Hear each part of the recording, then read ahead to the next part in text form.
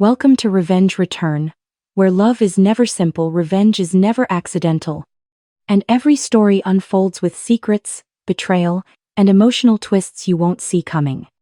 This is where the story begins. The real estate office smelled like fresh coffee and desperation. Thursday afternoon, 3:42 p.m., and I sat in my car across the street watching Mom sign listing papers with Sandra Cho, the most aggressive realtor in the historic district. Through the window, I could see glossy photos of my Victorian house spread across Sandra's desk, the 1889 home I'd spent 3 years restoring. It's a family heritage property, Mom's voice carried through Sandra's open window. 5 generations in our family. My daughter lives there now, but I'm the actual owner. She just maintains it. We need to sell before the tax burden becomes unmanageable.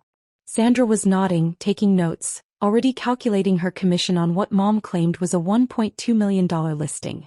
Behind them, I could see Dad reviewing the marketing strategy. Open house scheduled for Sunday, buyer previews starting tomorrow. My phone buzzed. Historic Preservation Board, urgent notice. Miss Julia Morrison? This is Catherine Wells, Director of the City Historic Preservation Board. We've been alerted to a pending sale listing for 847 Ashford Street. Our records show that property has landmark status with significant transfer restrictions.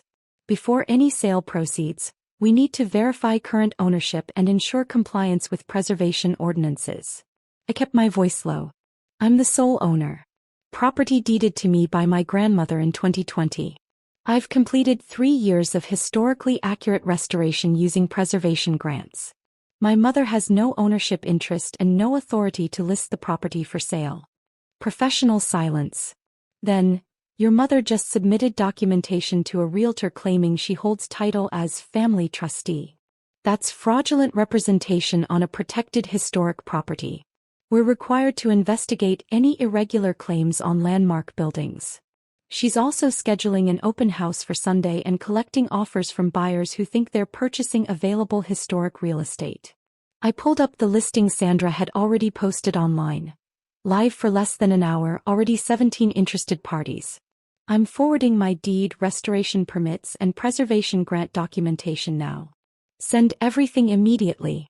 If your mother is misrepresenting ownership on landmark property, we're shutting down this sale and contacting law enforcement. Catherine's tone hardened. Historic property fraud is serious. These buildings are irreplaceable community assets. We don't tolerate ownership schemes that threaten preservation. I hung up, sent the documentation, then forwarded copies to the city attorney and the real estate licensing board. Time to end Mom's heritage property fraud. The preservation board office was elegant, appropriately housed in a restored 1920s building. Catherine Wells was 60-something, had the bearing of someone who'd spent decades protecting architectural history from people who viewed old buildings as profit opportunities. She spread documents across the polished oak table.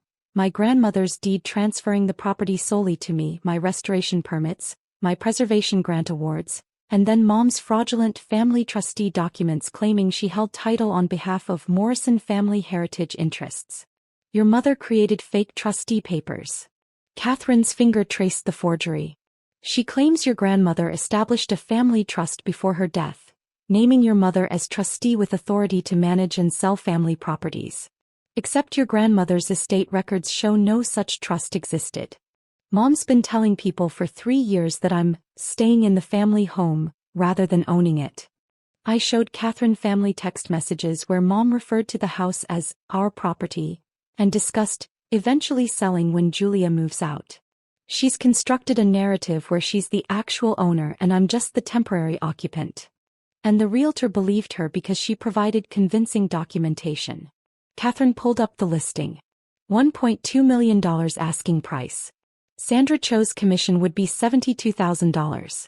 She's already scheduled showings and collected contact information from 17 potential buyers, all of whom think they're viewing legitimate historic property available for purchase, when actually they're viewing protected landmark property owned by someone who never authorized the sale. Catherine was already on her phone. I need an emergency cease and desist on the 847 Ashford Street listing. Historic preservation fraud investigation.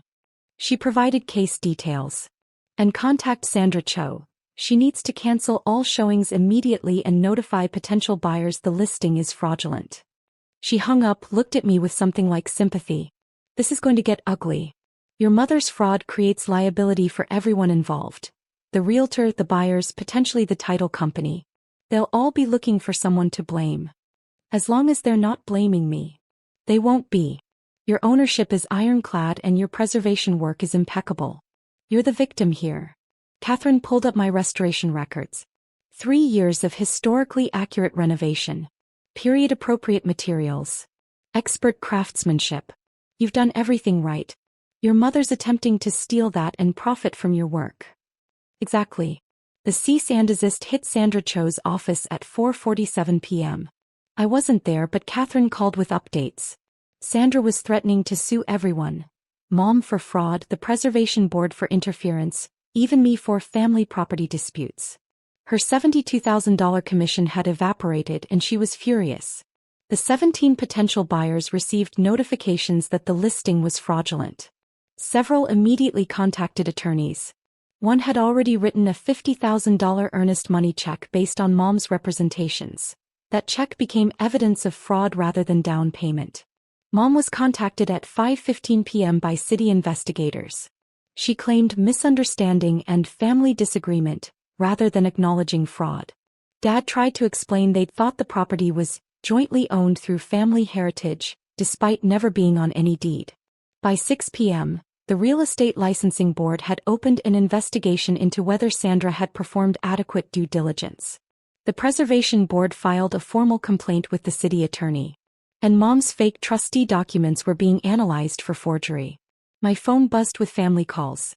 I answered only my Aunt Linda, who'd apparently been promised a share of the sale proceeds. Julia, what's going on? Your mother said the family house was being sold and we'd each get $80,000. Now she's saying there's problems with the title. The house is mine. Grandma left it to me solely in 2020. Mom created fake documents claiming she's a trustee with authority to sell. She listed my house without permission, scheduled an open house and collected buyer interest for property she doesn't own. I felt tired explaining this. The Preservation Board discovered the fraud during routine verification of historic property transfers. But your mother said. Mom lied. She's been lying for 3 years, telling people I'm just staying in the family home when actually I own it and have spent $240,000 on historically accurate restoration. I pulled up my financial records. I used preservation grants, my own savings and a renovation loan in my name only. Mom has 0 investment and 0 ownership. Aunt Linda was quiet. Then, she told me we'd all get money from the sale. She told you that because she planned to pocket $1.2 million from selling my house and distributing portions to family members to make it look legitimate. None of you would have received anything except stolen money. Oh God. The city attorney moved quickly. Mom was charged with fraud, forgery, and attempted theft of real property. Sandra Cho faced licensing board sanctions for insufficient due diligence. She'd accepted Mom's trustee documents without verifying them against actual estate records. The potential buyer who'd written the earnest money check sued Mom for fraud and intentional misrepresentation. That case settled for $75,000. Mom had to liquidate her retirement accounts to pay it. The Preservation Board issued a formal report documenting the attempted fraud and strengthening protocols for verifying ownership on landmark properties. My house was added to the enhanced monitoring list. Any future sale attempts would trigger automatic investigation. Mom wasn't criminally prosecuted. The city attorney determined that first-time offenders without criminal history typically received deferred prosecution for property fraud cases. Mom got 2 years supervised release, mandatory restitution and permanent restrictions on real estate transactions. But the civil judgments destroyed her financially. The earnest money buyer settlement. Sandra Cho's lawsuit for damage to her professional reputation. Legal fees. By the time everything settled, Mom and Dad had filed bankruptcy. I never spoke to Mom again. She sent letters claiming she'd been trying to help the family, and that I was selfish for not understanding her intentions. I returned them unopened. Dad tried apologizing. Explained that Mom had convinced him the trustee documents were legitimate, that Grandma had secretly established the family trust. I blocked his calls. He'd participated in listing my house and planning to spend my money. 2 years later, my Victorian house remains exactly what I restored it to be. An 1889 landmark property maintained to preservation standards. I completed the final restoration phase last year. Original tile work in the kitchen, period-accurate fixtures throughout, historically correct exterior paint colors. The Preservation Board gave me their annual Restoration Award. Catherine Wells presented it at a ceremony where she mentioned diplomatically that the house had overcome challenges to its preservation, but was now secure as a protected landmark. I ran into Aunt Linda at a community event. She apologized for believing Mom's promises about sale proceeds. I should have questioned it. Should have asked to see actual documents. She looked genuinely remorseful. Your mother was convincing. She was committing fraud. That requires being convincing. I didn't say it harshly. Linda had been deceived, not complicit. The important thing is the house is protected now. Enhanced monitoring. Any future fraud attempts will trigger immediate investigation. You've done beautiful work with the restoration. Thank you. That's what matters. Preserving the house Grandma trusted me to protect. On quiet evenings now, I sit on my restored Victorian porch. Original woodwork, period-appropriate colors, historically accurate details that took 3 years and $240,000 to achieve. The house Mom tried to sell for $1.2 million using fake trustee documents. The property I own. The landmark I've preserved. The home Grandma left specifically to me because she knew Mom would try exactly what she attempted. Mom listed it as family heritage property. Scheduled an open house. Collected buyer interest from 17 potential purchasers. But the Preservation Board investigated routine ownership verification on landmark properties. The realtor's commission check became evidence of fraud rather than legitimate sale proceeds. And Mom's heritage property scheme collapsed into fraud charges and financial devastation. The house is still mine. Still historically preserved. Still protected by landmark status and enhanced monitoring protocols. The open house never happened. The buyers never toured. The sale never closed. And my Victorian home remains exactly what Grandma intended. Preserved architectural history, not liquidated real estate. The Preservation Board found the forgeries. The deed showed sole ownership. The restoration records proved my investment. And Mom's fraudulent listing became a cautionary tale about attempting to profit from someone else's historic preservation work. The house stands as it has since 1889, protected, restored, and owned by the person who actually earned that right through years of careful historical preservation. And that's worth more than any fraudulent family heritage sale could ever justify.